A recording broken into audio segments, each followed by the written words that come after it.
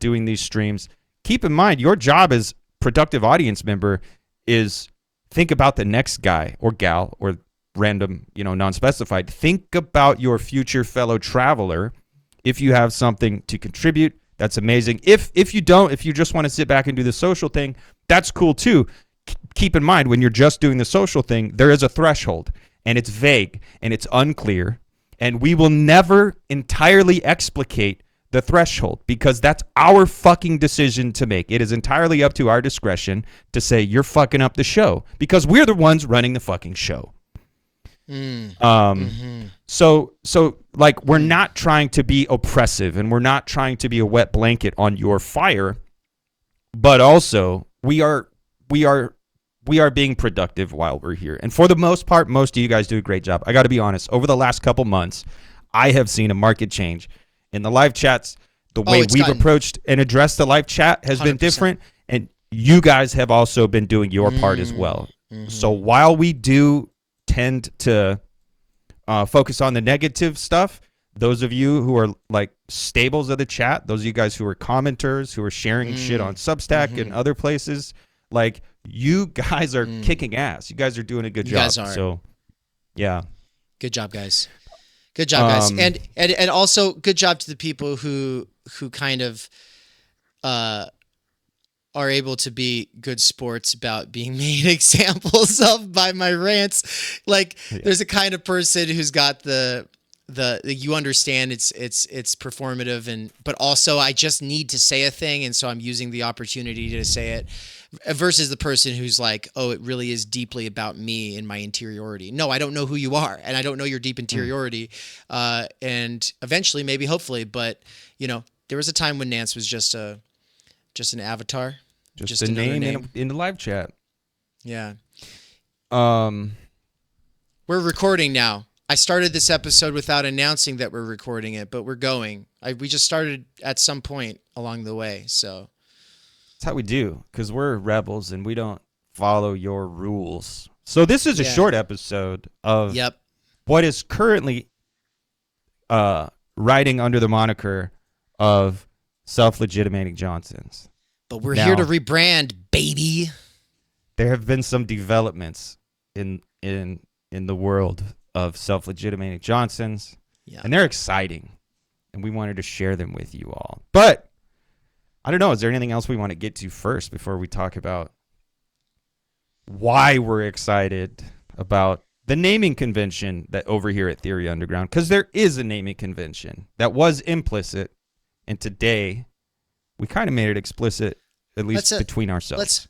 Let's assume an audience of people who don't know about the first 2 episodes of SLJ, and for those who didn't see, what is that, 6 plus like 9 hours worth? If you didn't see the 9 hours of our podcast so far, then you don't know about the struggle and you don't get the joke that is the working title. The working title of the podcast as Self-Legitimating Johnsons. It's a joke, and it was a working title.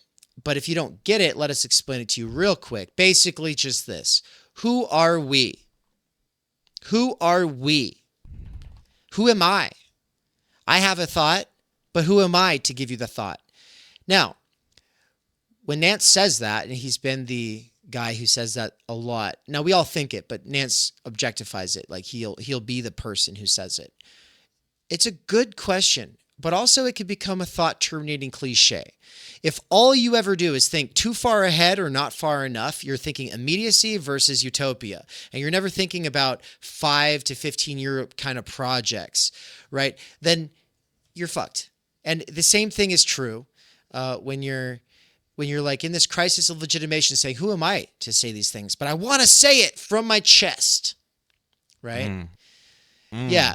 You want to say anything about that crisis before I go on? No, I do think it's healthy and actually very productive and very generative to carry this kind of methodological naivety. It goes beyond humility. Like it really is like an active debasing of the self and the certainty and the certitude. I like to get a little Cartesian with when I'm making sandwiches. I don't know. I am a little out of it, so that kind of doesn't make sense. But Cartesian sandwiches. No, but it is also very, very, very easy to take that too far, and that can becomes like for me personally that becomes the post hoc justification for this form of writer's block that ultimately comes out of a lack of commitment, a lack of discipline, a lack of whatever. But it becomes a post hoc justification to not do the thing, because it is true that I know I'm a good fucking writer. And in fact, I know I'm a better writer than a lot of people. And I know that. However, I don't write very much. And often the justification is, well, who am I? I'm just some fucking guy. But that's bullshit. And like you gotta be a discerning person, and you can't allow that question to become the justification for just not doing the thing that you feel called to do, because that's the loop you get caught in, right? You feel called to do something, but you allow your fucking drive to get in the way of it, and you're like, well, I'm just not going to do the thing. But then years down the road, you wind up hating yourself, and you're like, oh, I fucking hate myself. I'm such a piece of shit. Like, you have the opportunity to do the fucking thing. So don't let this question of who am I stand in the way, because you know if you are hearing the call and it's a genuine call and you're answering the call, it doesn't matter who you are, because in the doing of whatever you have to do to answer that call, the question will be answered. And that's never a question you can answer for yourself anyway. And this relates directly to the self-legitimating Johnson, because the question of who am I and who are we is not one that we can answer. You, the world, you, not you specifically as a concrete other, but in general, the world has to answer the question of who are we. So while it's an important addition to the method, you just don't want to be too cocksure. You don't want to be overconfident. It also becomes the dead end, the thought terminating fucking circle jerk, pity party. Woe is me. I'm such a sad little wiener. Get over yourself. Fuck you. That is a fucking narcissism. You expect the world to answer your fucking questions because it's a demand, right? That's a demand for respect. When I'm saying who am I, that's me saying I'm dissatisfied with the level of fucking respect and recognition that I feel like I have. Look, and it's not always this, but it can become that. So it's a slippery tightrope that you got to walk, and it helps to be doing it in a milieu with others, with trustworthy others, not in a fucking room on the internet by yourself all day long, every day, and then you turn into some fucking art fag. I don't want to just be an art fag. Not just that. Yeah. I want to also be other things. Yeah. I'm hoping that I believe that there's no way out but through, but I believe that there's a way for us. There's a way.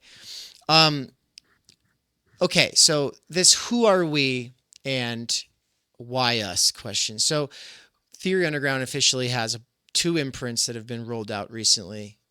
Self-Legitimating Johnson's was done before we had an official name, but we have Why Left and now What's Right. That's not going to get confusing. Is the other one at public all. yet? Oh, no. The other one's not public yet either. No, don't talk about that one. Yeah. Well, shit. What? It's gonna make more sense when all four are revealed. Okay, so right now we can't tell you too much.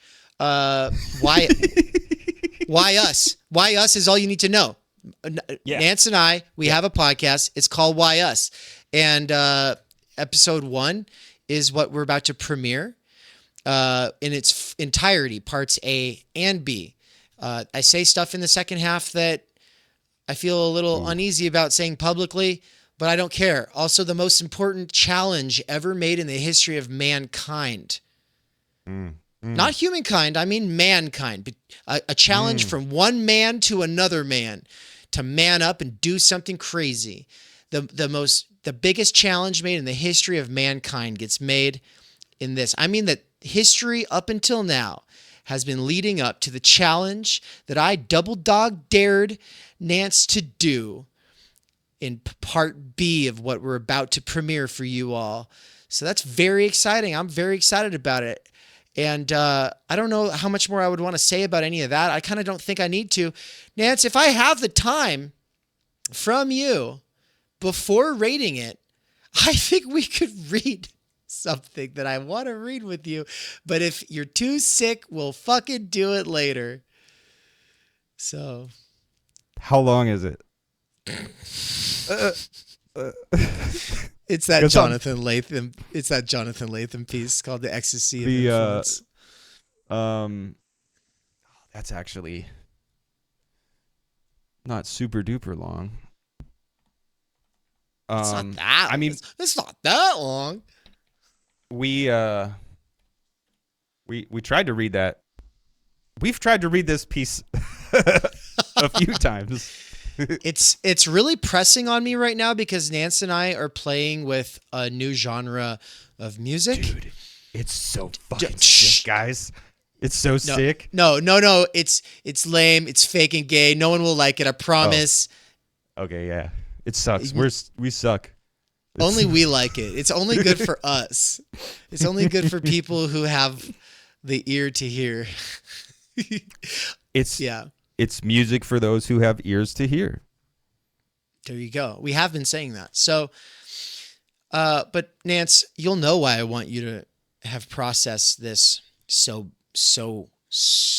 bad once we actually get into it. So if you're down, we can do it. Let's do it. All right. Let me make another tea really quick. Yeah, okay. Everybody, I'm going to play the PSA that I didn't allow to play after the episode I just did with Benjamin. I'm going to go ahead and roll it, and we'll be right back. Right after this. Don't go anywhere. If you do, we'll beat you up. Stay glued in your seats, guys, fellas, folks.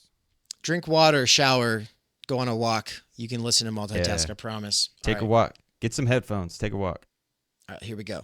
You can support the free I'm gonna go make some tea at TU by becoming a patron over at Patreon. But if you would like to get involved and become a member at Theory Underground so that you can listen to special content that is not accessible to anyone else, or if you go up a subscriber level, actually join in the discussions, or at the top level, have us actually read your work, giving constructive feedback, and ultimately paving a way to potentially being a part of what we call the turn, then you'll want to become a subscriber. That's how you will access the ongoing courses and seminars. We've brought together Benjamin Studebaker's experience in political theory and science and philosophy with my critical social theory, phenomenology, existentialism, critique of political economy, critical media theory approach, combined with Michael Downes's fault line theory. You know, the CCRU versus Ljubljana School, or Žižek versus Land. And of course, how he brings those against one another and then transcends them through other thinkers like Baudrillard, who he'll be teaching an intro course to in 2025. All of us are teaching stuff in 2025 that rhymes or argues or goes together. And so the best way to accelerate your development getting into theory right now is to just become a subscriber at TU. Just go to the website, click get involved, and look, this, what I'm about to play for you all is a really special moment from our documentary that we're working on. An interview where Benjamin explains why he's supporting Theory Underground and getting involved as a active member here at the core of the teaching team. Yeah, so the thing that I notice is that a lot of people criticize the university, they criticize the left, they don't build an alternative institution. they will go, the university sucks, but you know what's great? Substack and Patreon and YouTube. And they'll lean into that. But that is a negation, right? You guys don't do that. You guys are interested in sublating the university within the newly emergent media. Or you could frame it the other way, sublating the newly emergent media within the university, right? And so this, of course, will ultimately lead, if you take it where it goes, to a question of institutions and having actual economic, social role possibilities for theorists. This is the critical crisis, which is that there are still some very bright, very well-educated people, but they are not able to replace themselves. And because most of them have university positions, their level of interest in replacing themselves is to some degree compromised. Yeah. They don't have to worry that much about themselves. They don't have that much stake in it because they're already set up. However, because you aren't in the underground, you have some potential of being able to actually create an institution or structure which makes it possible for people to do theory in the future. This is something that, as far as I can tell, only you are doing. The thing about freeing Mikey from wage labor, this idea not only that your channel would free you from the Amazon job, but that this could grow in such a way that it could provide spaces for multiple people, and then those multiple people could interact in the way that they would in a monastery or in a university department. This is the revolutionary idea in terms of raising consciousness and making it possible for us to think in such a way that we could return even to the horizons of the tens and talking about things like Medicare for all in a not stupid, not bullshit way, in a serious way. To get to that point, we need to raise our level of ability to think. We need new intellectuals in our generation that are real intellectuals and not people who are running around scared of what the DSA or their university department thinks of them. You have the potential to actually make a real material intervention into not just knowledge production, but in Bildung, into the making of people. Yeah. This is something that we can do. There's a window right now where I am not in the university, and so I have a real reason to think very seriously about, can we do something else? Because I'm annoyed, myself with the whole process of trying to be in that.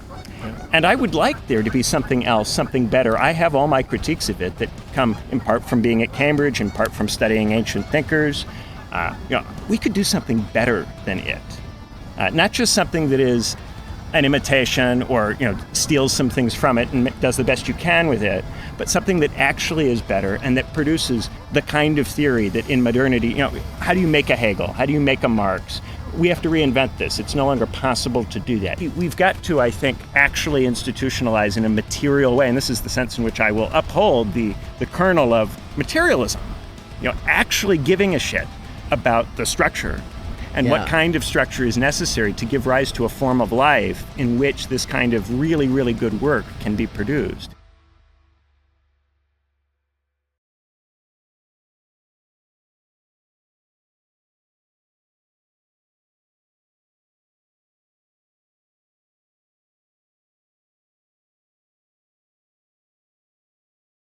Hold on. Here we are. We're back. It got a little weird because it got the screen. Okay, hold on. The screen share? You want me to just stop we're sharing? good now. No, we're good now. So go ahead and say it. Yeah. Okay. So I get custom skateboards. I got a homie who runs a press. So I get custom skateboards. They're cheaper that way, and I get to do cool shit. I get to put some of my photos on my skateboard decks, and it's really cool. And last year I designed one and they canceled it, and they were like, yeah, something's up. We can't do this. I was like, okay, no problem, whatever. And then like last week they sent me an email and they said, your order's on the way. I was like, that's weird. I haven't placed an order in a while. And then it just got here today, and I had the box sitting here in my office, and I was going to open it later. But during our break, I figured I'd open it up right now and take a look and see what it is. Can you stop sharing? Stop sharing for a second. I want to see both of us here. Yeah. So, I want to see your reaction too. Let YouTube see your reaction. This is React content. Yeah. So, this.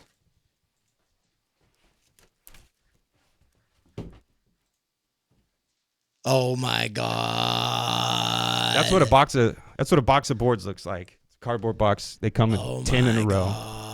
But if you guys can see the design, it says Theory Underground, Human Futures for All.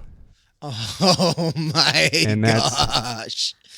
That's my dog and Dave's cat riding a unicorn.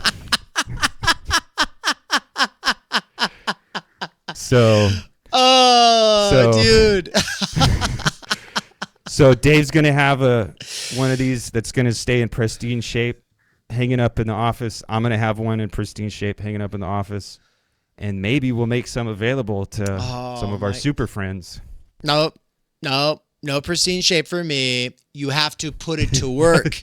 I like version. I like the version of the Nance board where when my friend who knows how to skateboard looks at it, he goes, "Who did that? Who did that?" Yeah. Dude, which is what though, happens. man. That is what happens. That's so sick. Like this one. Yeah. Nance That's the pants. first Theory Underground model. It says Theory Underground. This You is see that, number guys? 2.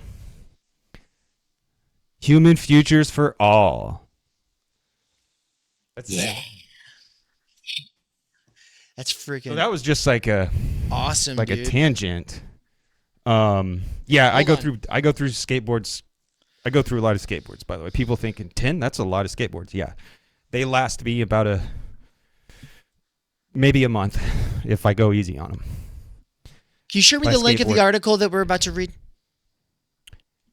Yeah. I'm starting another What am I- stream for I think it. I'm in. We're gonna rate a short episode for that.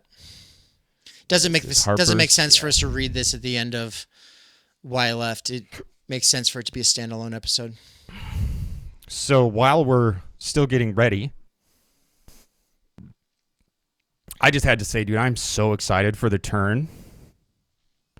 I am so excited. In the group chat we have going on, that's Benjamin, you, and myself, like we're having such good conversation right now that we wouldn't be having the conversation we're having were it not for being in response to this piece that we're going to go over. So like not only, I don't know, I'm just, yes, Hodbob, that is an AI generated image.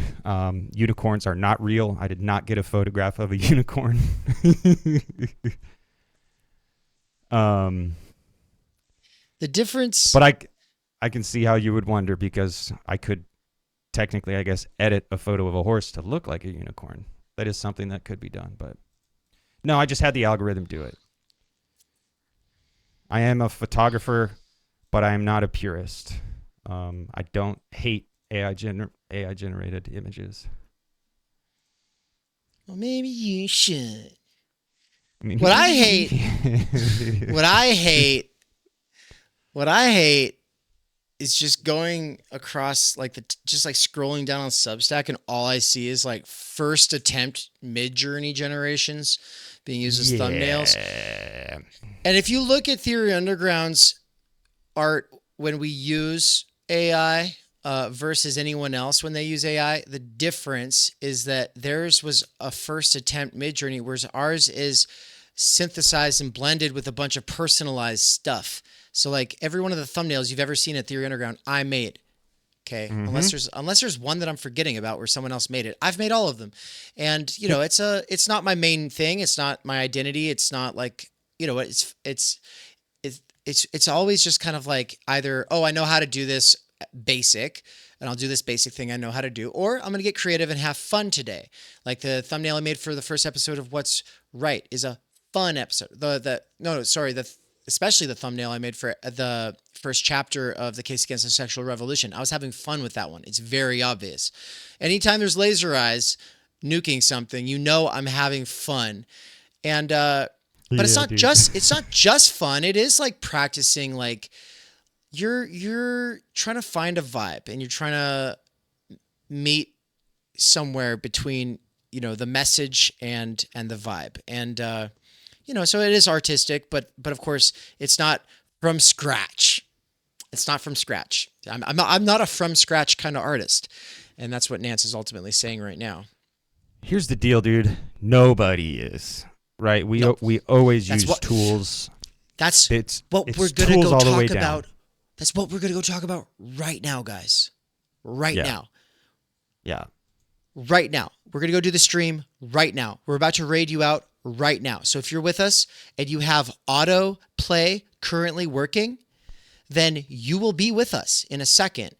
But if you do not have autoplay currently working, then you will need to click a button to come over into the audience. I know I messed this up yesterday when I tried to make it work. So today, I hope it will work for you all. Okay? So it's called Why Us? Episode on the Ecstasy of Influence of Plagiarism by Jonathan Latham with Dave and Nance. It's not going to be a very long reading, but it'll probably be one of your favorite articles you've ever heard in your entire life, I promise. Okay? So with that, we'll see you all there in a minute. All right? Peace. Peace, yo.